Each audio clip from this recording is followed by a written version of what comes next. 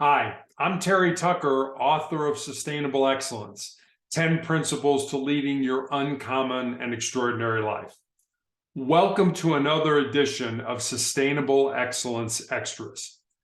Today, I'd like to talk with you about the importance of having the character and confidence that allows you to put your ego aside for the overall good of the group.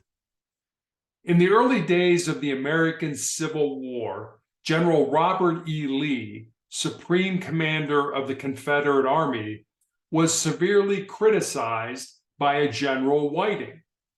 One might have expected that Lee would seize any opportunity to get even with Whiting.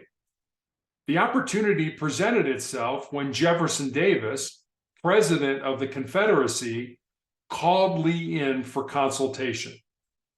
Davis wanted to know what Lee thought of General Whiting. Without hesitation, Lee commended him in high terms, calling him one of the ablest men in the Army. Afterward, a fellow officer took Lee aside and asked him why he had not told Davis the things Whiting had said about him. Lee replied, "It was my understanding that the president wanted to know my opinion of Whiting, not Whiting's opinion of me." How many of us would have had the character and confidence in our own ability to do what Lee did when it came to General Whiting? Lee had a perfect opportunity to disparage the reputation of a commander who had some very critical comments to say about Lee.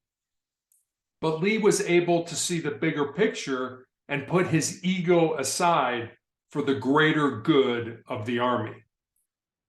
For those of you who want to know what happened to General Whiting, he was eventually demoted by Jefferson Davis for his criticism of his superiors, but was reinstated at the request of General Joe Johnston.